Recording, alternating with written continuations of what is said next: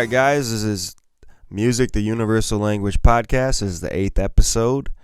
And today I got an awesome guest from the Dirty Reggae Punx band. Welcome to the podcast, Kelly Randolph. What's up, buddy? How you doing? Thanks for having me.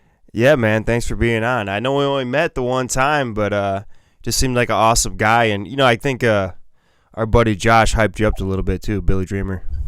Yeah, Josh is a good guy. I miss being in the Midwest, but I like California. It's a lot warmer. That's right. So you're originally from Twin Cities area or just Minneapolis, Minnesota? Minneapolis, born and raised, and then later in life as I got older and had kids, moved to rural Minnesota, then hit the road with the band and haven't really looked back. That's awesome, man. So then now Northern California is kind of a temporary home or just in general? It's turning into a home. Home is definitely where the head rests, right? For sure. So I like it in NorCal. I have more of the lifestyle choices that I choose at my fingertips. So the weather's a little warmer, Yeah. No, I used to live in like Sonoma County. It was hard to leave. A little more expensive, but it's an awesome area for sure. I go over to that area every now and then. Play some gigs over there. Next time you're out here, hit me up. Let's do a gig together. Yeah, man, that'd be awesome. Who knows when that would be? But I'd love to get back to the West Coast. Just anywhere in that area is awesome. But mountains. All right, cool. So Minnesota, eh? That's just I'm from Wisconsin, so you're just right over the river. Yeah, that's right. We get oot in a boot once in a while, though. You get what? Oot in a boot once in a while. Oot in a boot, yeah. Either. So yeah, how far back does you playing guitar go? Or like, I'm sure you've been listening to music as far as you can remember. Yeah, I mean, playing guitar as far as I can remember too. Like, my dad was a bass player growing up, so I was dragging around chord bags and diapers, Any particular music your dad did or played? He played rock and roll. Oh yeah. It was a lot of circuit stuff in the local area, a lot of covers and things like that. But I still spent my whole life sitting on a 5-gallon bucket in front of it, watching with wide eyes.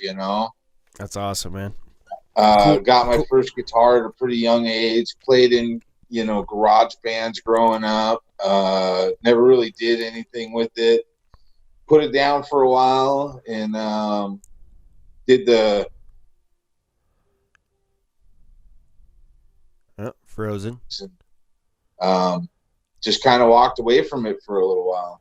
Yeah. And then when I came back to it was when I had kids. Okay. And my dad actually brought me back to it. And he said, "You need a hobby." And he took me out to a music store and bought me an acoustic guitar. Oh, nice. And I just re-taught myself how to play and been doing it pretty much nonstop ever since he put a guitar back in my hands. So when you were younger, were you playing electric more? I actually played bass more when I was younger. Oh, okay. My dad was a bass player, and everybody around was either a drummer or a guitar player. And so is this like you're like teenager or even earlier than that? Like teenager, I probably got my first guitar. Like I got my first instrument was an electric guitar. Right. And I got that at a pretty young age. I'd have to say preteen. Yeah. Okay. And then, I would always borrow my dad's bass and go play with the neighborhood kids because, nobody played bass. Everybody had a guitar. And a couple of the kids played drums. So I would just drag my dad's bass out and play on that. So then my parents ended up getting me a bass, and I was originally probably more of a bass player than a guitar player to start out with. That's the common story, man. Everyone plays guitar. Everyone and their mom plays guitar. So you're like, that's right. Just to play bass or drums, you already stick out or somewhat more wanted in a sense. So were you getting into punk rock stuff back then, or was that a little later? Yeah. I mean, punk rock is always kind of, growing up listening to bands on the West Coast. Yeah. Rancid, Operation Ivy, Hell yeah. Sublime, No and effects. No Effects. Yeah, I mean, No Effects kind of lost me after Heavy Petting Zoo. Okay, so you like the earlier stuff. I really like their earlier stuff. Right on. And also, I mean, being a teenager in the '90s, it was grunge. It was Mad Season, Stone Temple Pilots, Blind Melon, Nirvana. I mean, you can't deny my influence in those Yeah. Pacific Northwestern grunge bands. And I feel like the Twin Cities always had a decent music scene. Was it like pretty good for teenagers as well? Like, were you guys playing gigs or? First Ave always brought a lot of people in. Minneapolis had Prince, and they had Pachyderm Studios in Minnesota, which is where Soul Asylum recorded their album that went big. And I want to say Nirvana did one of their albums. I want to say maybe it was in Utero at Pachyderm Studios. Oh, no shit. That's cool. And Pachyderm was like a resort that would host these big rock stars and record all their stuff. Huh. That's crazy. So you guys could like explore it, or it was just legendary? They just brought them in, and First Avenue would host them. Oh, okay. Right on. That's crazy. I mean, Minneapolis has a very eclectic music scene for sure. Yeah, every time I've been through there, you can tell they kind of really appreciate the music. It's like, and there's a great local scene there. I feel like local artists. I've never really been an avid part as far as Dirty Reggae Punx goes of the local scene. Right. But as far as being part of the community there, I'm friends with a lot of the local scene bands, and they're all really great. They really embrace each other. Anytime Dirty Reggae Punx has been there, we've always been shown lots of love. But we were kind of took to the road right away. Yeah, that's there cool, wasn't much of a scene for us in Minnesota as far as things that we went with. So we took going other places right out the gates. Well, like the type of music you guys do, just like the punk, ska, reggae, can kind of be, I don't know, hard to break into a scene depending on what the rest of the scene is like. You know what I mean? And California seems like they always have more reggae, or maybe more punk. And the thing is like we're our own style of each one of those. Yeah, most definitely. And we don't really stick to that box either.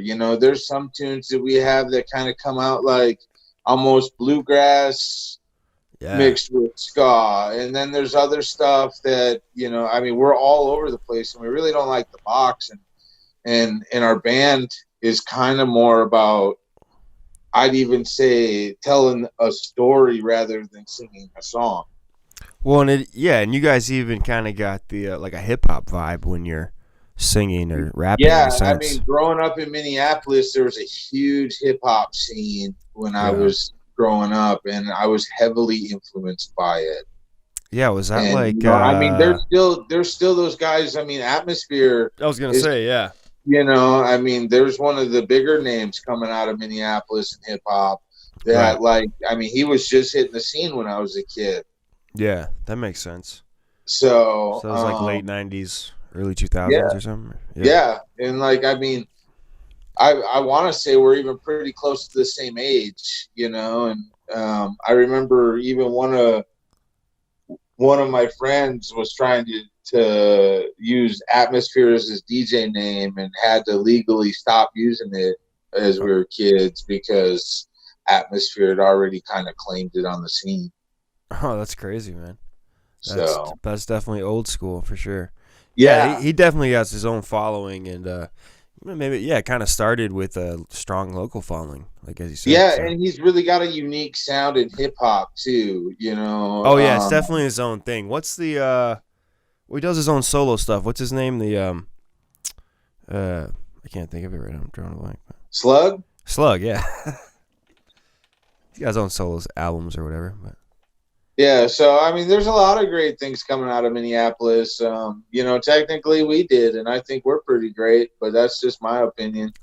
I think you guys are awesome, man. I just remember, So yeah, I just remember when I heard you guys. I mean, I heard like a brief set. Like I said, Josh has hyped you up, but I heard you at the Vibe High. I think you guys played in the morning or like at noon or something. And yeah, we played at like noon. Nobody was really there yet. It was like the first day. well, I know I was there because I was playing that day.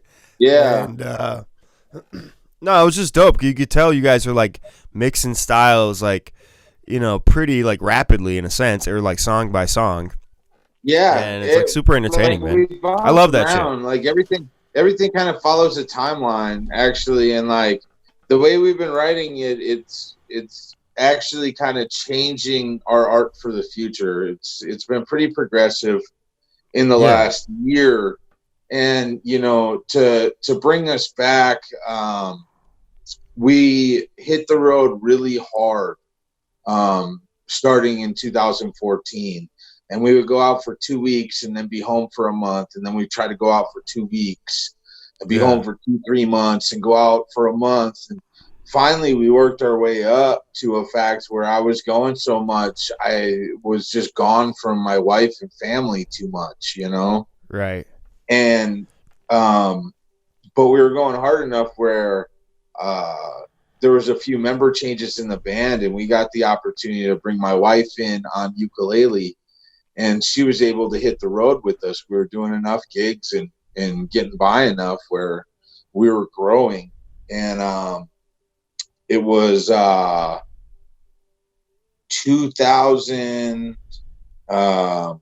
2016 when she actually joined the band, a couple years in. And then we did our Nation Domination tour, and we did 8 months solid on the road. Oh And wow. we went back and forth coast to coast 6 times, and then we wrecked our tour bus in Nevada. Oh, And okay, that's right. I've heard this yeah, shit. Yep. and we were actually on our way to play Milwaukee Punk Fest, and Right. Josh had us on a headlining spot at I want to say, was it MK 6 or 7? Yeah. If it was, I think we just did 9 or 10, so that would make sense. Yeah, I don't Yeah, know. I mean, anyway, we were I, on our way to him, and we got into a high-speed wreck with another car in Nevada, which stranded us in the desert. We lost our van. damn. You guys are all right though. No one too injured. No one was too injured. Everyone walked away from it, but I definitely walked away with some injuries that left it harder to perform. Oh damn. And so Oh yeah, we talked about this. yeah, and we were offered a spot working on a cannabis farm in the mountains, Nice. and I took the job, and we just kind of hit out, and we did everything that we had prior engagements for, going on. The only show that we couldn't make was Milwaukee Punk Fest. And so the following year, we actually played a makeup show there, and Josh put us back on. And that was pretty Nice. emotional because they had raised some money for us. And they Yeah. did a lot of things to get us home from being stranded because we crashed on the way to their show that they didn't have to do. The community of Milwaukee really came together for us. Yeah, And man. so when we went back there, I was actually still working on the farm, and it was harvest season. And so when I met you, was the tour that I did on a plane, and my band drove from California to the Midwest, Oh and no they shit. stayed there, and we did an all festival run, and we played like 5 or 6 shows in the Midwest, and I flew back and forth between Sacramento. So my first day on tour was Milwaukee Punk Fest, and I flew for 9 hours. I got off the plane, I went to the show, I performed for Milwaukee, and we went out and got Heroes up the street at this little Greek spot, and they dropped me back off at the airport, and I flew back to California and was back on the farm at 9 a.m. the next morning cutting down plants. And I That's did that crazy, man. before I flew back for, I want to say it was Shangri-La, and I was at Shangri-La for a day, and then I flew back here, and I harvested all week, and then I flew back for the Revival Fest in Illinois, and we played Vibe High that weekend, and Vibe High was my last show of the run. Oh, And no shit. that was the one that I actually got to sit down and like enjoy my weekend. Because you went back after the weekend. Yeah, I even flew back to be back at work Monday morning. My Dude, wife drove back with the gear. So, yeah, so what was the band doing? Just hanging out in these places, kind of? Festival hopping, man. They were camping, partying it up, having a good time with everybody. Hell yeah. You know, it didn't make sense for us all to fly, but I still had to work, and they still had tickets to everything for the weekend. You That's know? cool you could pull that off. I mean, yeah, you could make some good money trim season, so that's cool, man. That's crazy, though. Well, It could be a little exhausting. It was extremely exhausting, and I don't even know that I made a bunch of money, but I made it happen, and that's the most important thing. For sure. And that's what put us, you know, on track where, you know, I really kind of had some eye-opening things that those 2 weeks that we spent doing that. Mm-hmm. And I really started focusing because I realized how bad it hurt to play at that point. And I had to really determine, like, were we going to get another guitar player so I didn't have to hang the guitar around my neck and with my back injuries from the accident? Right. Or was I just done and not going to do it anymore? And those were the two things I had to consider. And I didn't even consider the fact that I had to focus on getting healthy at that point. It was just kind of like, well, everything's in the gutter. Maybe we should call it. Huh. So, so this was, wow, this is right when I met you. Right when you met me. So right when you left, you're kind of like transitioning, or you're allowing your mind trying to figure it out. Yeah. I mean, so what, you kind of come to the point where, like, maybe I can do something to help myself get better to play well, again. I kind of, yeah. I mean, you know, there's a lot of that community that teaches, you know, self-wellness and things like that. And some people had kind of made me think, or said some things over that time that made me think differently. And I definitely had some influence out here in California too. You know, where we live, there's a lot of magnetic serpentine, or where we lived at the time, we were on a big rock of serpentine with, you know, heavy magnetism, and that made my body feel tremendously better. Right. So when I was here, and then I had a guy show me some yoga moves that I could do. Yeah. And I started just strengthening my back so I could work here even more. Yeah. You know, I had to focus on money now. You know, touring is expensive, and we didn't come out of it in the crash with anything ahead. You know, we had lost everything at that point. Now we don't have a way to travel. You know, when we did that tour, they took a fucking Prius and filled it with all our gear, and I took a plane, you know. Huh. So it wasn't a glamorous thing. That's some dedication, man. It's total dedication. Yeah. And it's not glamorous, and you know, most of the time it sucks for that 45 minutes to an hour of fun that you get on stage. Right. And isn't that crazy? It's a labor of love, they say. Right. Well, it's like, at least, when you get to play those really cool festivals, you can get some time to kind of enjoy yourself, have fun, and check out the other bands. But, you know, every gig isn't like that, obviously, you know. Yeah. Most of the time we are doing a lot of shit just to, you know, enjoy ourselves for like an hour at most. Well, you know, sometimes longer, but. They don't see the behind the scenes, you know. No. And they're not supposed to. They're not supposed to see the struggle. That's ours as the artist, you know. Yeah. But it's also some of the reason why I voice my opinion and fight the good fight for artists to get paid fair wages and things. And I make a ruckus sometimes because I'm totally against pay to play. And I don't believe in the bands having to sell tickets for their spots.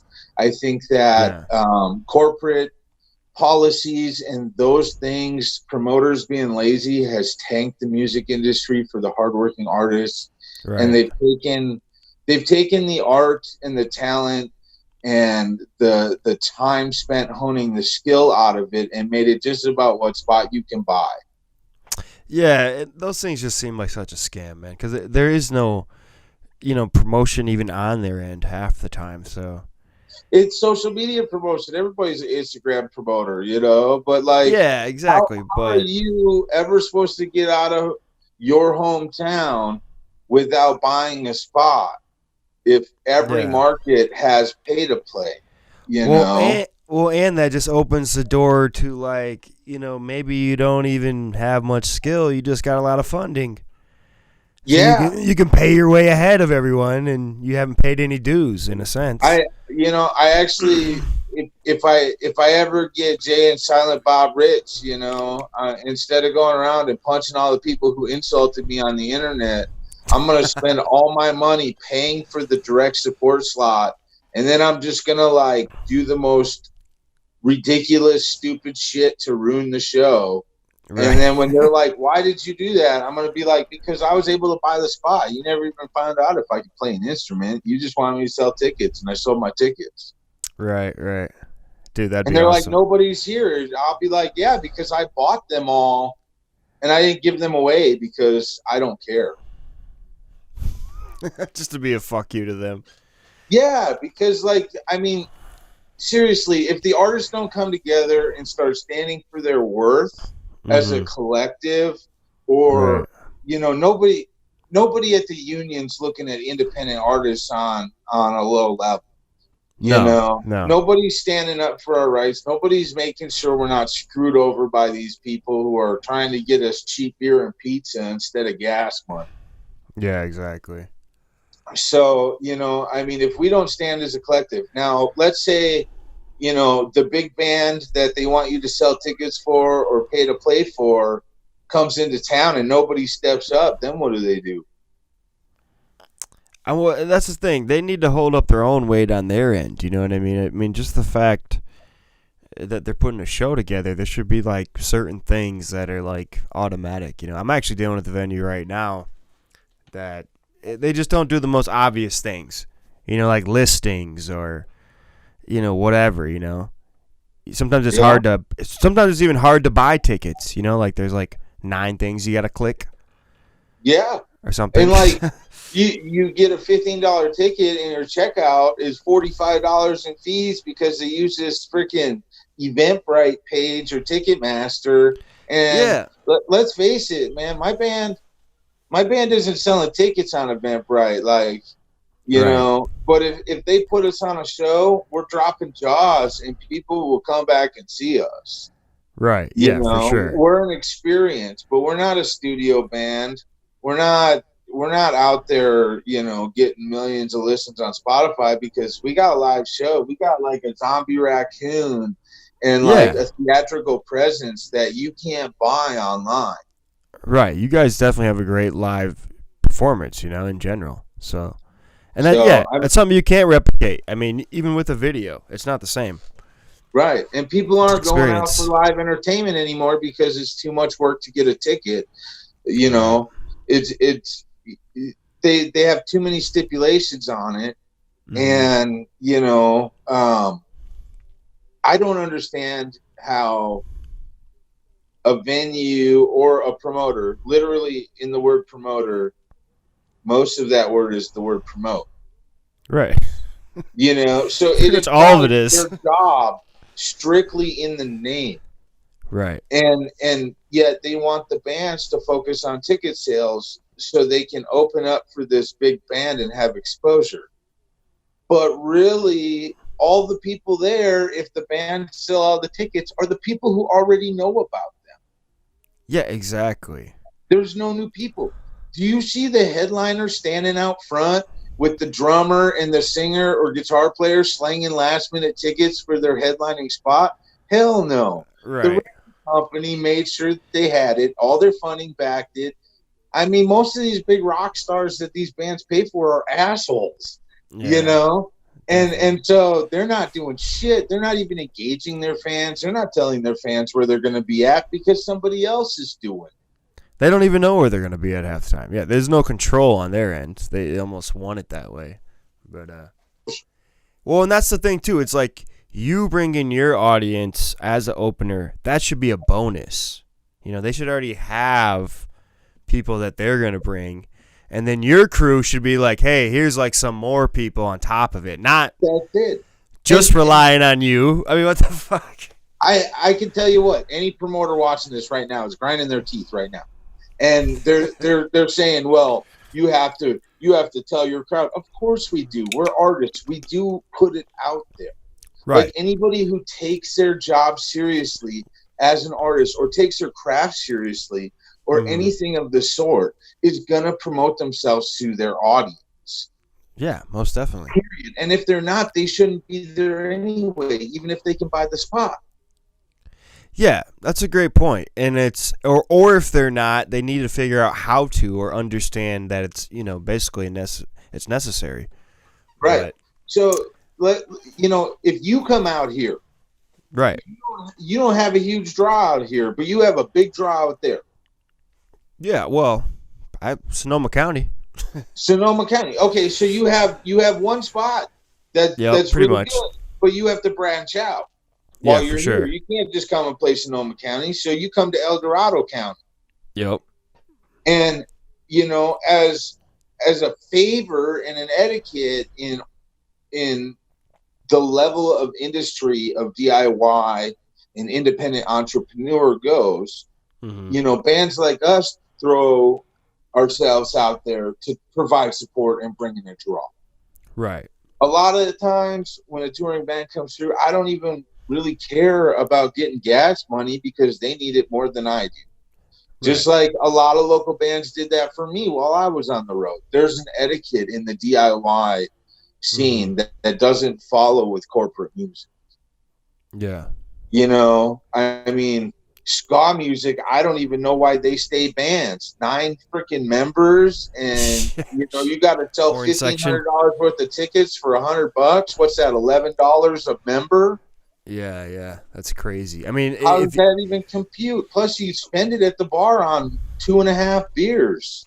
Right, exactly. No, it's like bands like that just have to make it big. It can't be worth it, or it's never their day job. You know what I mean? But well, I mean, most of it is not our day job. You know. Well, see, that's the thing. I have to play kind of gigs where it's more background noise type shit. 2 fun shows where I'm actually promoting to do like all original shows. You know what I mean? Yeah. But it's different. It's different. It's kind of annoying too. But it is, and it takes you away from being able to create the art. I have watched your original performances. I have seen them live. I've seen them on video. I've watched your promotion of your art and your studio time and everything else. And your independent, thank you, because your independent approach has given me something of quality to tune into. That's what I feel like it's all about, just like creating media, because it's like it's content. Instead of trying to like fit into whether it's corporate or mainstream, why not just create our own version of it that's already probably more appealing to people like us? Yeah, absolutely. That's essentially what this podcast, came to be. It's like, and podcasts create more shit. They're a growing medium for it, so they allow us to create content and talk about these real world issues where other people can tune in. I don't expect pay to play to be stomped out tomorrow, but I tell you what, I won't have nothing to do with it. And if other people stood with me on that, pay to play wouldn't be able to be a thing because people would stop doing it. Right. Well, and that's the only thing I would think. Well, because even if you don't pay to get a slot, right? Well, the other option is either pay to rent the place and do all the shit yourself, or occasionally, like this one I'm working with now, they're actually willing to do, just 50% of the door, and so I don't have to pay an upfront fee, but I have to spend all the money into promoting it. So how about this? I'm spending like $200 to promote it. So I mean, how about this? So there's a risk versus reward in this industry. Or any industry that relies on both parties. Okay, so for a venue to book you and you to do it all independent and promote yourself, there should be an agreement between you and the venue on that door on promotion, because they're Mm, responsible for their clientele to be there, trusting them that they're going to book quality entertainment, and you're right. responsible for promoting to your new audience, whether it be Facebook promotion, street team stuff, calling radio stations, hand flyering the area, Yep. figuring All the out a way above. to infiltrate it. There's not enough of that anymore. Everybody just wants to click a button and be done. When I feel like it's more common with the venues that they don't have that built-in clientele. They're literally just like venues that exist, and they only depend on the artists to bring in the show. Don't you? I feel like that's more common. That's what it's It's like, become. oh, you do it all because I just host it. So it's just like I someone just got room owns for a it and just stage sits. over there. Yeah, exactly. Someone just owns it and collects, and it's like, okay. And then you see that meme where they're like, "So this is a stage, huh?" And it's like a half a sheet of plywood at the corner. Exactly. It's like one little light on it or something. Stage Yeah, lights, huh? You got a lamp. bring your Yeah. own sound. Well, and as you know, it's a little different everywhere, but it's almost like seems like you can always find venues like that where just they're not. It's like, why wouldn't you want to promote your venue more? Or why would you want to only rely it on the bands? Like, if you want to have a successful place, it should come from the both Amer- I parties. feel like the American dream has died. And people realize that it doesn't matter how hard you fucking work, you're gonna be miserable trying to keep up with the constant changes made by the 1%. Yeah, that's true. Well, and it just goes to like, as the cost of living goes up, the wages don't increase at the same rate. So how Right. can you fucking keep up? We all got to be like hustlers in our own way, or just live It, frugal. I mean, yeah, it's required. It's required to be different. Now, in a perfect world, a venue should protect their investment. So, in a perfect world, if you're a live music venue, you should always have a headlining act that's going to be a ticket seller. Right. And then if you have open stage, for a few of the off nights, do something like an open mic to fill up a slow night where, nobody really expects anything, but a host gets a couple of free drinks and $100. Well, you keep the consistency if something's going on at your place, Yeah. right? And then, you have a few local band nights where people can get together and do a door, or Right. an independent no name on the road to come in and try to get a fan base, but you have to have people there to make us want to book. Nobody wants to play to the sound guy and the bartender, No shit. And they but don't want to. it happens 6 out of 7 days a week for bands. Well, and the bartender and the sound guy don't want to show up to work when there's no one fucking there. I mean, really. Right. It's I almost feel like, what if it's more common? Just like maybe back in the day, people would actually like try to run a venue because they were such like huge fans. Maybe Yeah. now it's just someone thinking about money or business sense. I tell They you what, lost the love. there was a venue that we played all the time in Wisconsin called the Hijinks, Mm. and every time they were fans of music. That was in And Appleton area, or no? Where's that? Fort Atkinson, Port Atkinson. Okay, yeah. yeah. And I'm not sure if they're even still open anymore, I but think they actually did close, but they had yeah, they were doing like a lot of shows like all at once for like 2 or 3 years, and everyone yeah. said they paid good and good sound. Yeah, everyone was paid good. They had an apartment upstairs with a kitchen and a shower. They would let the band stay for the night. Right. Um, Well, they and see, they treated everybody fantastic. It well, didn't see, matter who you were. and that almost sucks too, because I've seen that with venues too. They like it's too good, and then they go out of business in like a But year. You know what I'm it's saying? because It's got to be like a it's happy because medium. the business model's not going full circle. Ah, Because there's too much of the ones that aren't good, so people aren't doing their job on both sides. Like, we're in a give and take world with this, Right. and we need to come to a common ground. You know what the best shows ever were? Backyard barbecues and house parties. $5 at the door, campfire. You know why? Because everybody came together to congregate around that social functioning. Right. There's too much financial struggle. There's too much risk involved with going out to the bar and having it cost a bunch of money. And they've made it too hard. And people have wrecked it by doing stupid things too. And there's all this stuff that works against it. And now we all have to work harder to get people actually out in a digital age where they click something on their phone and watch it on there.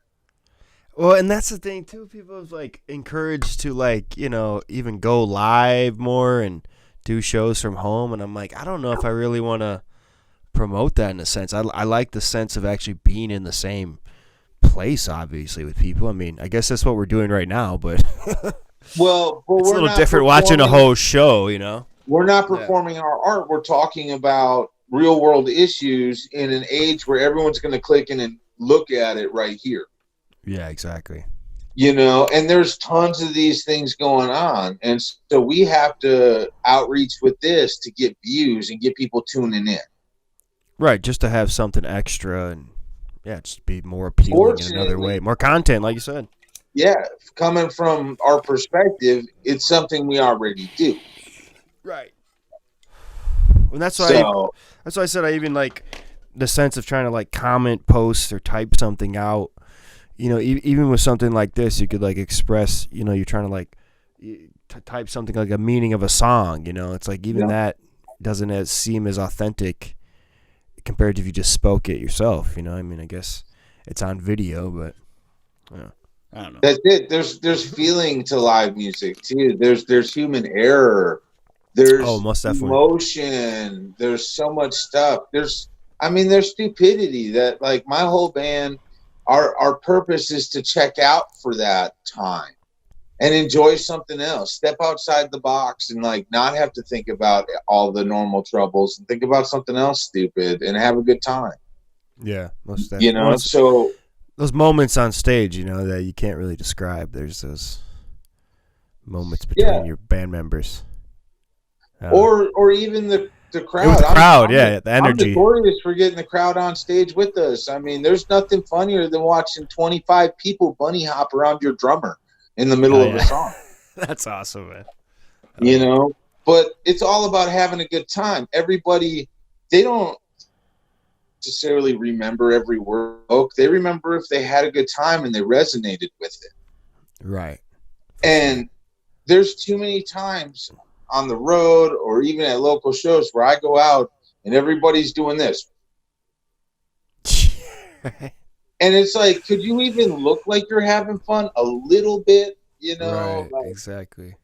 Like, I mean, Oompa Loompa headbanging in time with each other is not necessarily having fun. It's impressive that you guys choreograph neck pain.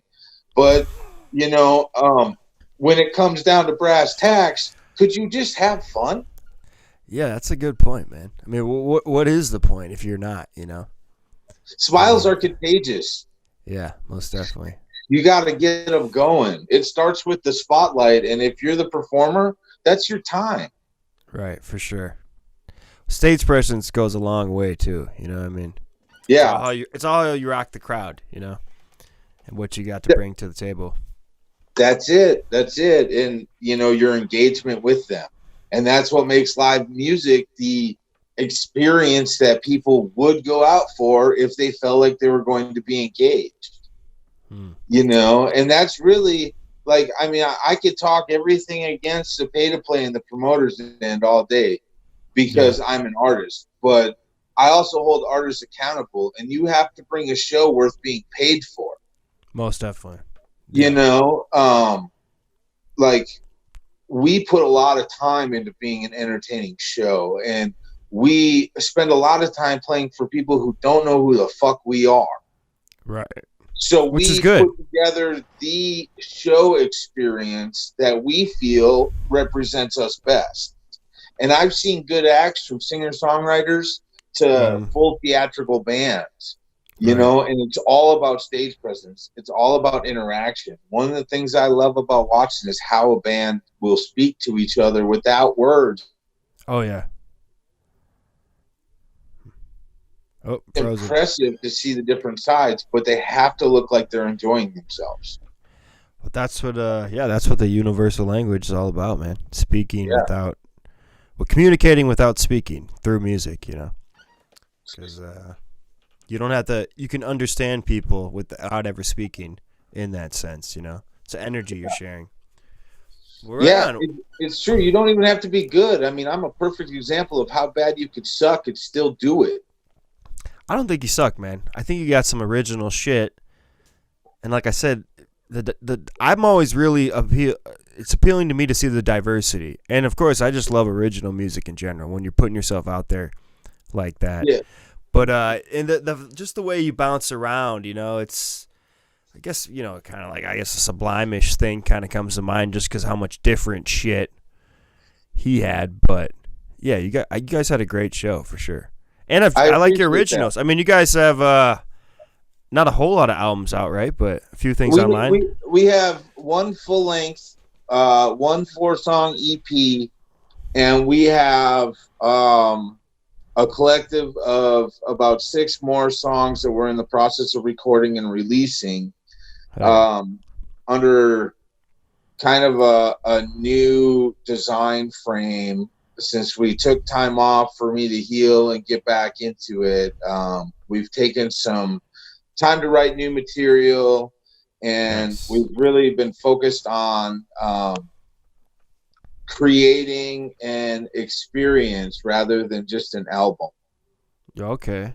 So and more so we tied in with some new material the end of a storyline. Huh. And so now from start to finish, we have a continual story in our set, which follows the hero's journey, and it has all of the pieces. And we've been looking into new medias, and we're looking at graphic novels and animated features and video game presence and all sorts of other things to expand our level of entertainment away from just fighting in a world of corporate nightmare and pay to play and dive bars. You know, we want to reach people on a different market. You're hitting it from all angles, and that's key. And it's, you know, I've heard so many times, just the stronger the independent artist can be, that's kind of even what labels are looking at nowadays. And not that you even need a label, but you could do so much DIY now. But that's awesome, man. I would love to see your set, the story. We're going to be releasing more information soon, so stay tuned, everybody, because big things are happening, and we're really trying to stay away from crowdfunding on it, and we're trying to source a franchise and a brand and a collective. We're working with a wide array of artists on this project, and we're building a collective. What the most important thing that I can say is that we're trying to find a group of us like-minded DIY entrepreneur individuals, and we're going to utilize our talents where our niches lie. And everybody can eat from that model at the same table. And, you know, it's going to be give and take. And, you know, people are going to be putting in their work, but we're also looking for producers and things like that to get them paid. And so it's a project where independent artists are going to work together collectively to make sure that we all get paid and we all move forward while creating a form of entertainment media that's almost like an independent collective or franchise brand. That's awesome, man. And it's all kind of based around, is it Dirty Reggae Punx's name still, or associated with other brands? Our art project is our art. You Okay. know, it's about the Dirty Reggae Punx and the Symphony of Stupidity, and really, it's about our battle as independent artists against a corporate entity in a world of um, false media and Mm. distractions. You Yeah. know, we're right in the middle of an epidemic, and on our first album, we wrote a song called "Epidemic," and it's about these apps taking over Epidemic. and kind of turning everybody into mindless zombies. Huh. And I like that. I like that term, epidemic. It's yeah, clever, man. or even it's the beginning of the apocalypse. You know, um, Oh yeah. and I mean, Shit. think about it, man. Think about it. Like, they took away Flappy Birds, and there was riots in the streets, and people were selling iPads on eBay with the game still installed for like $6,000. Right. What kind of stupid shit is that? That's some serious addictions going on. It's an epidemic, man. Wow. Shit. Huh. That's crazy. Yeah, it almost seems inevitable. Is But it's like you have to kind of that's why you have to have people speaking about it or standing up against it, People are so Yeah, out of touch with nature. I mean, the more I feel like you are in touch with nature, you kind of recognize these things, these devices that keep us addicted to them. How it's long true. how It's long true. can you go without looking at your phone or whatever? But how much of it is a necessity nowadays, too? I mean, look at how we're able to communicate across the country. I'm in California. You're in Vermont. We are Yeah, for 3 and 4 sure. time zones away from each other. Right, but that's how I guess we or I justify it because you're like, okay, if I'm going to use these things, let me be productive with them. As soon as I recognize that it's more of an addiction or a bad habit, then it's like, Uh, okay, I need to fucking cut it out. But it's hard to just be productive every time you use it. Obviously, you know what I'm saying. yeah, But yeah, and I mean that's why they've created this culture now. mm, Where I mean, kids sit in the same room and just text each other. They don't even talk. yeah, that's just You and know, and that's kind of scary in a music world because how are you gonna even get to the point of playing an instrument? Not that I'm not like against electronic music, but I do appreciate actual instruments. there's I love all there's music, but yeah. there's all sorts of cool things going on. As far as like the future of technology and music making, but Mm. like instruments are I don't think are ever going to die out. you It's like know you always come back to it. You know what I mean? there's It's some always like a people who have revival. natural talent too, and they just pick up anything and they play it and Mm. they understand it, and then there's those people that appreciate it enough to learn it. Right. Right. So those people aren't going to go away. And there's like, I mean, one of my buddies just got a fucking lute because he watched The Witcher, and Oh, now nice. now he's shredding his own like lute symphony songs that he's composed in just a matter of learning an instrument within a month. Like It's some just people in them. just got it; they see it in a different format. Right. I mean, it's kind of what I mean when I say I suck is because I don't like, I mean, I really just kind of get by with it. I'm more of a guy with my words. I'm more of a storyteller. I'm animated. I'm in your face. I'm not shy at all, Right. and I can play guitar. I understand the guitar. I understand the structure, but I'm not necessarily motivated in the same sense as other people with guitar. I don't practice my Right. scales every day. I cut Right. myself short because I don't have the ambition there, and I focus more on the songwriting or the stage presence. Which that comes out through the music, and I think that's equally as important, because some bands have a little bit of both. Some have more than one or the other. You know what I mean? But I've always just appreciated great songs as a whole. It doesn't matter how simple it is. Doesn't matter, or in a sense, even can be comedic. Can be a great song, obviously. But Yeah, and we go with the comedic side. I mean, we sing songs about reanimated roadkill and You know, a lot of our songs are about fucking rolling around, smoking weed with supernatural critters that we made up, you know, or that Hell yeah. society made up, and we turned into a part of our storyline through our fascination with the paranormal and the cryptozoology and aliens and all of that stuff. And it just kind of comes out naturally. Do you set out to write certain things, or it's just like boom, good idea? We Song. do everything organically. Like, it's really loose. Like, there's times where like we'll sit down and almost throw up a song, you know, and it just comes out so fast. It's like, whoa. Oh yeah, yeah. And then Those we are refine it, of course, and we spend time with it. But like, a lot of our music is written in like 5 or 10 minutes. I mean, it's a stupid ass story kind of, but it's really relevant. We wrote a song. It's one of our ones that we're working on recording now, and it's called Redwoods and Reefer, and we wrote it in Humboldt County on the Avenue of Giants, and we stopped there Nice. on tour, and we visited this spot called the Grandfather Tree. Oh yeah, I've And been there.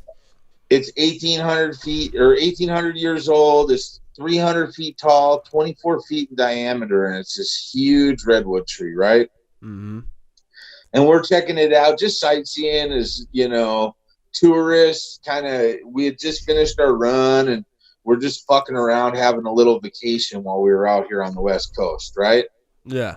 And so we're walking around. This was right before our accident, too. Right before Milwaukee Punk Fest that year we crashed. And so we're walking around the tree, and it's why we were going from here to Milwaukee anyway. So we were walking around the tree, and all the band touched the tree at the same time.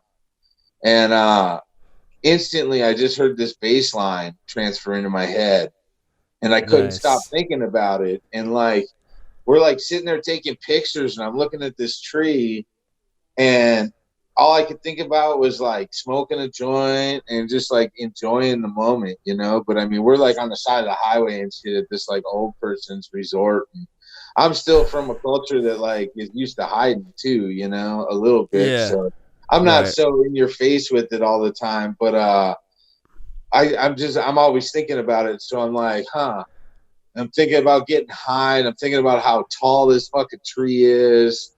And so I start, you know, thinking of this hook, you know, higher than the grandfather. And we start driving away, and I tell my wife, and she starts singing, and I start piecing lyrics together as we're driving away on the 101. We're not 2 miles away from it. And I already hear the music in my head. The bass line's there. Yeah, the bass line's still going. Yeah. Yeah, this tree literally just gave us this rhythm. And we had to pull over, and we stopped at a park, and we wrote that song, and none of us have forgotten it since. Like, That's it's just crazy, dude. been ingrained there, and we have no explanation for it. And it's a song that no matter where we play it, the whole room will stop and start moving. And that's, you know, I think that's how some of the best songs come, you know. It just feels like it all fell into place. That's cool, man. That's a cool story. It's why I believe in the organics behind, you know, songwriting, and really, you know, focusing on the art and not focusing on having to sell your tickets. Yeah, most definitely. The creative aspect of it. And, I think, well, actually, that's why I kind of take forever to write songs, because they'll come to me like that, but I won't finish them on the spot, I guess. You know what I mean? Yeah. I'll just wait for them to come back around. But that's I think we write in a similar style in that sense. Does music come to you a lot first, or is it can be either or, lyrics or it can be either melodies?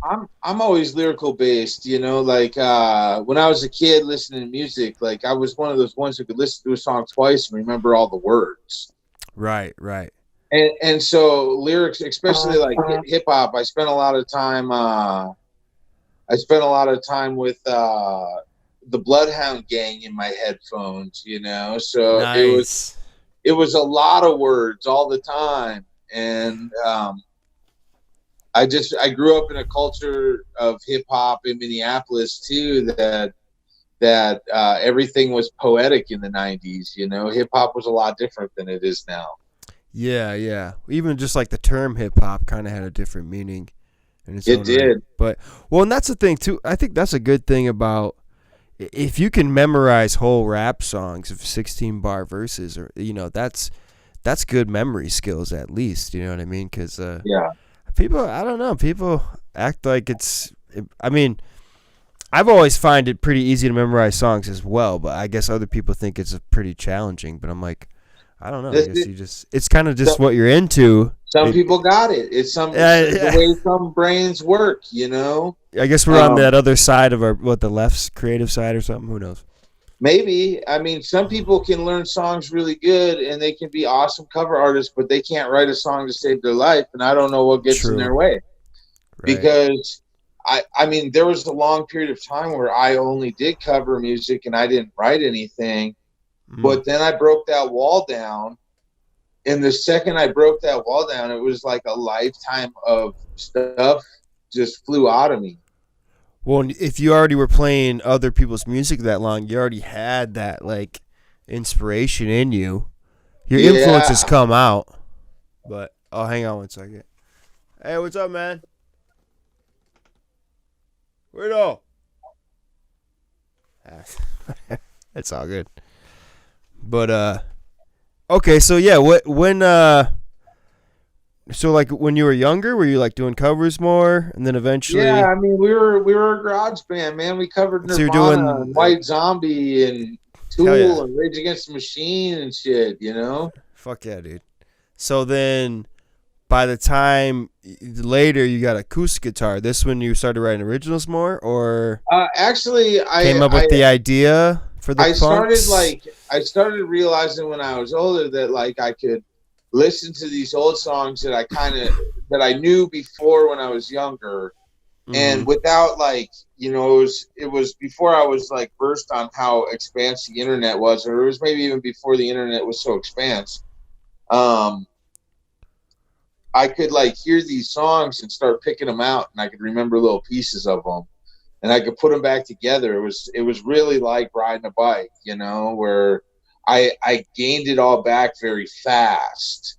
Well, and that's a really cool way to reteach yourself. It's almost it was exciting, especially for somebody who just needed an outlet for something, right. You know. And then there's a kid who played really good guitar that started coming around, and he would just write blues licks all the time. And I've always been more of a rhythm player, so I would just record rhythm tracks, and he would go over and layer blues in, and suddenly the local radio station was like, had this blues show, and he would open his blues set with like our home recording of some just instrumental blues that we had pieced together with MIDI drums and layered a couple of guitars over. That's cool. Shit. And then really what I've only really been doing music professionally or full time, even so to say, for just a short period of time in the scheme of things. It was like, I want to say 2011 was when I started Dirty Reggae Punx concept. Okay. And it was around 2012 that I had filled in on bass for another band and kind of joined another band, which put me at the Warped Tour, which in turn introduced me to Bill Manspeaker. And at the same time, I was working for a charity that involved sending guitars to soldiers while they were deployed. And it was called Operation Happy Note. And they would like collect donated guitars and send them over to deployed soldiers in the war zones to add some comforts of home and music into their life. Cool. Hell yeah. And so I threw a fundraiser and I booked Green Jello after meeting Bill Manspeaker, and we were on the phone and making the agreement and everything. And he said, "Great, I'll send you the set list at the end of the conversation." I was like, "Wait, what? Why do I need your set list?"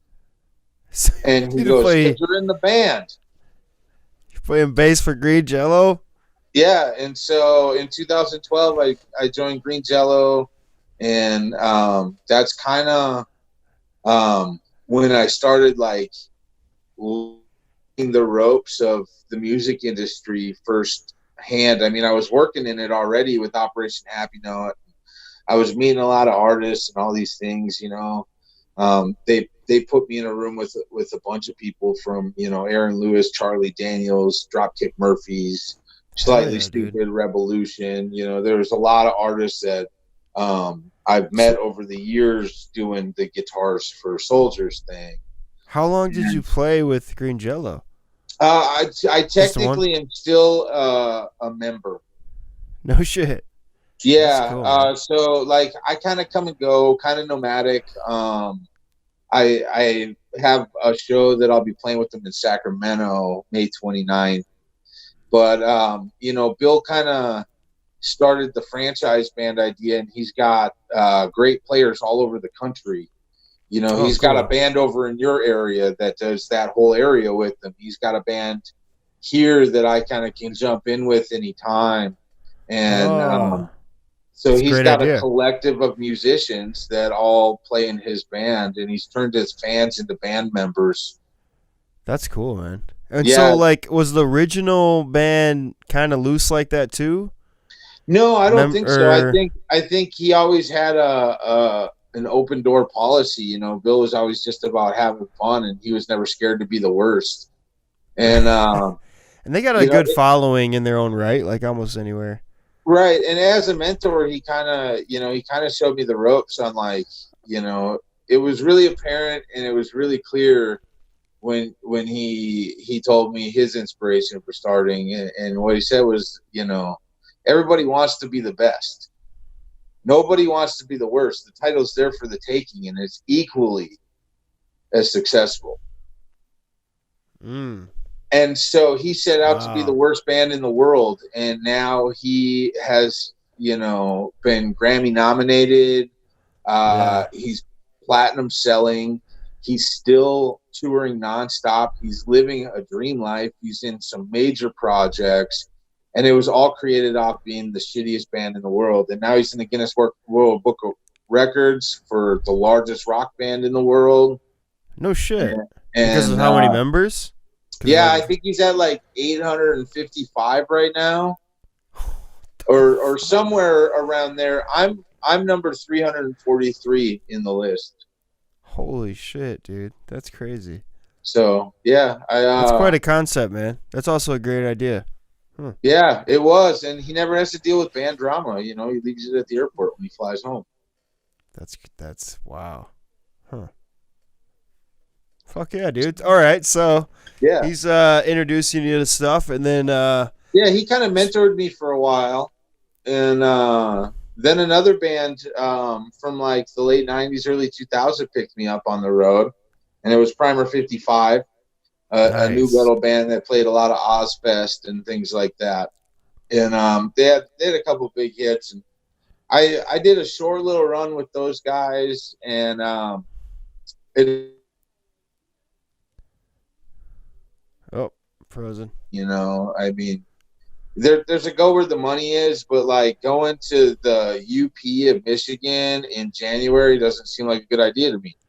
No, I no. would be down in Florida, Yeah, or better. utilizing a different network, a little warmer. And so it came to a point where they'd asked me to, work on music for them.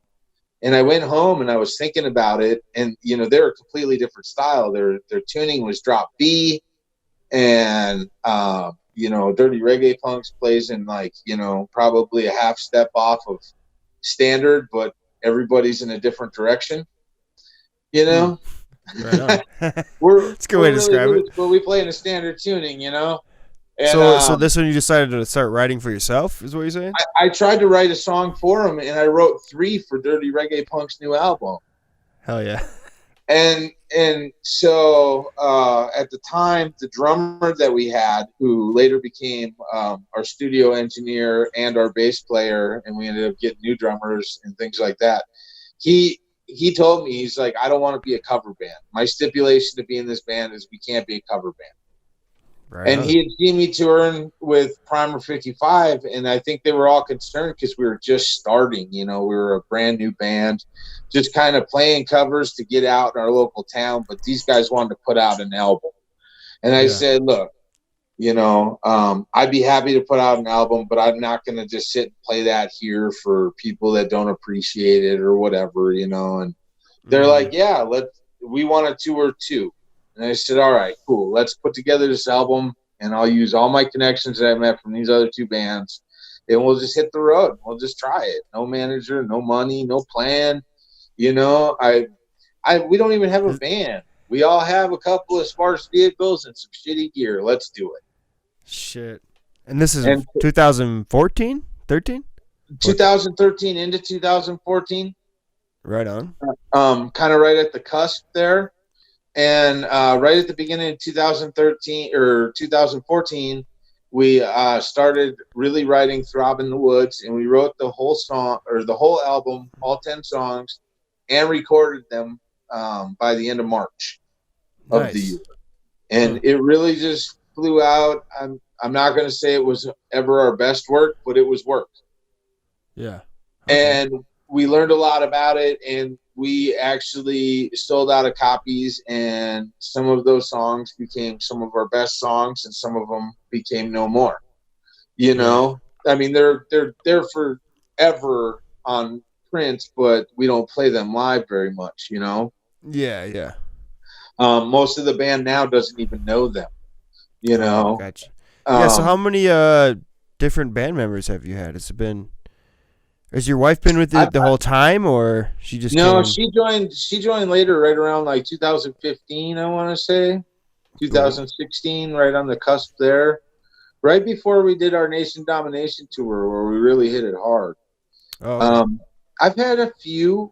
There's been more than just a couple. We've really rotated through some people. Road life is hard, and everybody wants to play shows until you got 30 shows booked in 37 days, and then they're like, I can't get the time off work. Yeah.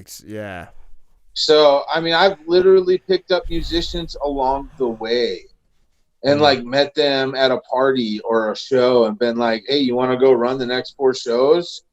If you can keep up, just play something. Hell yeah. Just to keep going. So it's like a collective in its own right too, but yeah, it's kind of it's kind of how we ended up dubbing it the Symphony of Stupidity, because it didn't always go well.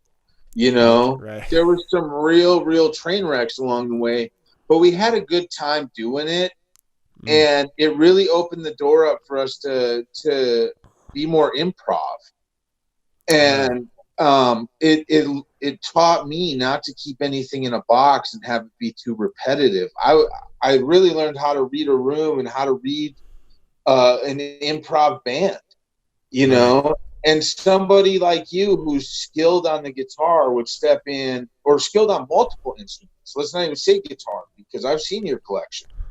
I'm all right. It's an expands collection of strings, so you could do things. But so you could come in and you could understand what key we're in, and you could play by ear possibly. Yeah, and then you bring your style. Mm-hmm. And that changes our style, because your energy now just adapted us, and we just have to play. We might be cutting out a really technical part because you're not going to be able to follow it. And we might get into some really jammy stuff that isn't there one night only, or a lot of times I'll give the mic to somebody else. Hey, you got bars? Freestyle. You like this beat? Spit some wisdom. Here's your time. Have you guys had much other instruments, like outside of guitar, bass, or drum, like keyboard or horns or anything? Or? Not as far randomly. As okay, so I've had some official members on saxophone. Mm-hmm. I've had some official members on percussion. Conga, bongo. Yeah, even djembe. Cajon, just different things, different hand percussions. And I've had a wide array of trumpets, trombones, panpipes, bagpipes, violins, cellos. I've had lots of kazoos. I've had a few drunk people booing. That's I've had the sound. I've had the sound of empty beer cans added, thanks to the crowd bouncing off our mic and heads. I've had classic instrument. I've had sirens and DJs mix in with us. I've had to go a cappella because they've cut the whole stage and we didn't have any instruments. No shit, that's interesting. It's just I've like pretty much fought freestyle every battle you can. DRP. Yeah, I got some battle scar stories for sure. Hell yeah, man. No, that sounds it's funny. The band I'm in with Josh, we used to play in the Milwaukee River Water Tribe. It was like that. We probably had 24 members or something, but yeah, just kind of like a collective. You pick up what you can get while you go. You adjust as you go. But overall, you could say kind of like the material you put on the albums is, I mean, it's hard to say like you stick to your own sound, but it is your sound. You know what I mean? You frozen? Yeah. Am I frozen? Yeah. But, yeah. So, yeah, like, I mean, I consider us a 4-piece with highlights. Okay, so there's like 4 core kind of members. Yeah. Like, and then, so it's you on guitar. Yeah, and my wife Panda on ukulele. The and bass player. Yeah, we got a bass player, Jake, and then our drummer, Kyle. And then Amanda and I both do the vocals. Rapping and singing. Yep. And then lately we've had our buddy Wayne playing lead guitar with us. And I'm working on a project where I'd like to actually do the Symphony of Stupidity. And so we're working on building a symphony of different local musicians around Sacramento. And we're going to try to get together and record the new song, Redwoods and Reefer, the one that the tree gave us, with a whole symphony of people. Oh, nice.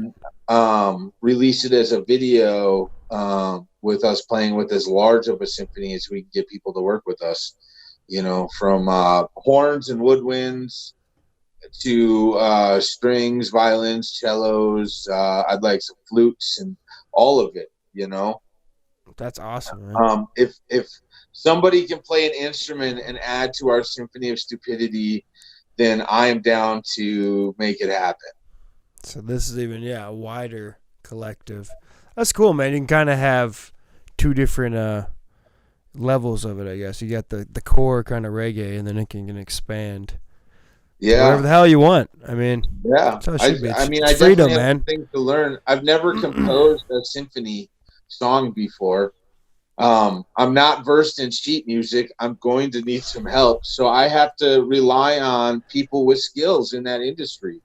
Right. You know? And there's artists, like, I don't want to exploit an artist for their talent like a lot of corporate music does. I really want to I want to build their talent up, and I want to like share some of my drive with people who maybe struggle in what to do, or maybe they don't struggle and they just can't find the right team because nobody seems to be motivated like they are. And I want to build the team of motivation that's a force to be reckoned with artistically across the board, where, like, you know, people can call on our collective to help them get something done.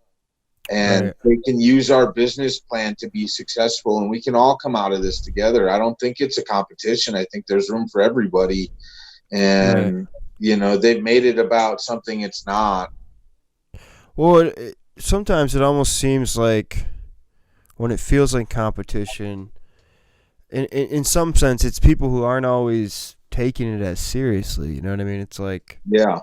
Because I guess, you know, obviously playing with the amount of musicians as you have, you know, you can kind of figure out quickly who's in it, who's really dedicated, who's like, it's a lifestyle. It's not even really a choice. It's just like who you are, as opposed to I'm trying to do this to whatever, impress someone or on the weekends. You know what I mean? Yeah. I mean, figure that it's a there's so many musicians, you know, we're saturated, obviously. I totally have 100% respect for anybody who plays an instrument as an escape or whatever the reasoning may be. Like, Yeah, I most mean, definitely. even if I don't have any judgment or insult or anything to somebody who only plays covers or Right. campfire tunes or anything. I appreciate anyone picking up an instrument and creating something. What I stand against is the exploitation of the talents that come out of it. Right. And I want to take the competition back out of it. You know, I want to put the having fun back into it. I want to put the family and the community and the unity that we've lost in the industry.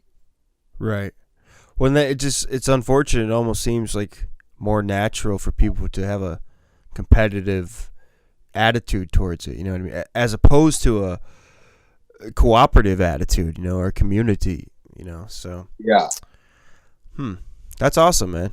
I mean, the more you can build on that, the better, and the more musicians you can get behind you, and eventually, I'm sure you already know people from all over the country. Have you played like all 50 states or all lower 48? I haven't played all of them, but I've played a lot of them. Damn near. Yeah. You've been all over. I've actually never played in Vermont. Yeah, it's one of those states many people don't get to. But like we've talked about like doing the show trade thing, and I'd totally be on board. Yeah, for sure. It's just right now, like I'm focused on this project, and like the release of it's really going to change the game for how we market and how we push our touring. Mm-hmm. And I'm really focusing on a different kind of a show experience than what is the standard. And I'm looking to inspire artists all over the country in their own areas to start thinking in their own mind frame, period. You know, they don't have to think in mind, but they have to really look at the fact on why it doesn't work or why it does work. Right. And start utilizing a network of community instead of being in such competition, because the competition is really what keeps us divided and keeps us from progressing as an independent music culture. Yeah. Well, and to me, like I said, it can be hard to find people in it for the same reasons or for that aspect. You know what I mean? But that's where we have. They do exist, obviously. That's why we have these methods, though. Yeah, absolutely. You know, that's where we got to use technology to our favor. You know, I didn't know about this app that could allow me to do this interview with you until you sent me a message about it. And if we wouldn't have connected at a live show somewhere exactly in between where we both live. Yeah, right on the border there, for sure. Yeah. So, I mean, synchronicities just line up on how easy this actually is to be a collective. You and I could make waves from other ends of the battlefield against corporate music and start putting the power back in the people if we would just collaborate more in thoughts like these and start really, you know, speaking the voice out for the people and showing that, you know, like it doesn't matter. Like, what am I not going to get a gig that's pay to play now because I spoke out against it? Big deal. I wouldn't have taken it anyway. Yeah, exactly. Right. You know, so, I mean, I'll martyr myself against the industry I don't want to play their games and politics in. Right. You know? No, I'm all about that too, man. I'm definitely down to collaborate more. And half of it's just like coming up with these ideas like this. Like you said, you got video game ideas, just more content in general. Building a brand. Yeah. Which it just feels like it's a necessity nowadays, but that's kind of how it seems like, you know, it can have more longevity, so to speak. Yeah. Even our connection through Josh, him in his own right. Yeah. Like, I've told him himself, like, dude, you've single-handedly kept the Milwaukee punk scene going. Like, there's no one else who's even fucking giving punk bands a chance in Milwaukee. Hands down. And he's like, well, yeah, I guess. You know, I love Josh. I've known him a long time. Billy Dreamer is one of the funniest sets I've ever had the pleasure of watching live. You don't get that shit on fucking Spotify. Are you kidding me? Oh, and dude, and he's done so many different things over the years. Like, yeah, his set is amazing, and he goes all out, not especially nowadays. But it's freaking awesome, and it's he one beats of a himself kind. up, literally. Yeah, yeah. I But mean, and it's his. He owns it, and he runs with it, and it's amazing, and it's entertaining as hell. I don't care yeah, if you don't like punk music. At least you're gonna have fun. it's an entertaining performance for sure. It's an experience too. Yeah, But you may be shaking your head through it, but I bet you're smiling. yeah, for sure, it's awesome. DirtyReggaePunx.com is kind of the one-stop hub. It's kind of in a reboot right now. Like I said, we're working on a lot of branding and a lot of new concepts. But as we release them, we're building this collection of people on Instagram and Facebook, and we have our DRP Nation. It's hashtag DRP Nation group on Facebook, which is a collection of artists where we're really trying to boost each other and live as a community and share each other's work. So feel free to link up with Dirty Reggae Punx on Facebook, Instagram. It's both under that. And then it's Punx, Punx, and then the DRP Nation group, and okay. our website, dirtyreggaepunx.com. And we're about to be probably sometime before the release of this. I think it takes 8 weeks, but we just recently signed with the distribution company for Spotify, Apple, and all sorts of streaming media platforms. We've always been very grassroots version of distribution, and as much as it's probably not our first choice to do, a lot of our fan base is really solid, and they speak out to us a lot, and they've been requesting us on those media platforms. And so we took the leap into those for them so they could have us at their fingertips a little easier. So when people are requesting to have you for it, you have to consider it. And we've made a deal with a distribution company out here in Sacramento that is doing all our streaming. Oh, right on.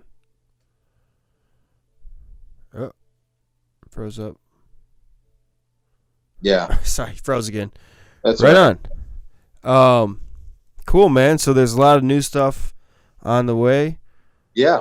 People can find you online. 6 new songs coming. And you got a show, a smoke sesh show in your local area. When's that again? 419, we'll be playing a private party smoke sesh in Sacramento. Every Sunday night, we sesh on Sundays. And we get together, the cannabis community gets together and throws down. It's a great community to be part of. Hell yeah. And for now, you're kind of staying out there until the punks hit the road again? I'm at a position where if you book us, we will play. But since the crash, we still don't have a band. So, we're down to bring a killer, awesome punk rock puppet show. The Symphony of Stupidity is on the move and open booking. But we're not doing it for $50. Yeah, right. So if they book us, they can get us there, and make it a thing. We're down to come play. Oh yeah. Well, yeah, man. Hopefully in the near future, if I get out there, if you get out here, we can connect. But again, we can always connect online.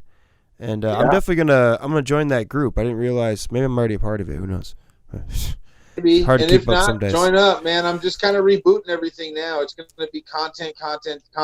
And like in my group about our band, I want you to share your new music and your videos and promotions because, I don't think my fans should only listen to me. Yeah, most definitely. We should all be sharing these people who have a love for music, and there's enough room for everybody. Nobody's Spotify list is just one band. Yeah, most definitely. And it should be like that anyways. That's what sharing's caring, right? Shit. Yeah, that's it. And then we're all in this together. So feel free to join our network and be part of it. Hell yeah, man. Well, I appreciate being on the show, man. It was good getting to know you a little better. And, I hope we can connect somewhere out on the road sometimes. I'd love to get back out in Northern Cali, man. I love it out there. Well, Vermont's not a bad place either, but Well, maybe we just got to find a way to make it worth it for your one-man band show to fly out this way, and Right. and do a few things to promote something for your other, full band or something, Well, and I used to have some band members out in Sonoma County, but kind of see who's lingering around still. But yeah, man, for sure. It's all in good time, I think with stuff like this, it's a great way to stay connected, and we can make shit happen more. Absolutely.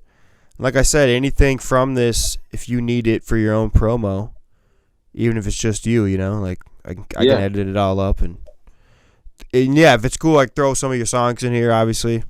Yeah, please do. When you're talking about them, and shit, you should come on again. We didn't even scratch the surface of some like traveling shit.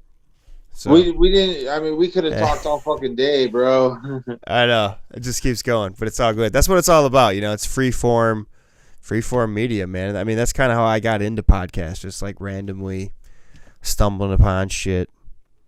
Yeah, a lot of comedic ones, but I feel like it'd be cool if musicians did them a little more, especially some DIY ones. You know what I mean? Yeah. Just plant some seeds, putting some thoughts out there, some ideas. Sounds good. But cool, brother. Good talking to you. All right. Let's connect in the near future. Thanks for being on the podcast. Yeah. Peace, man.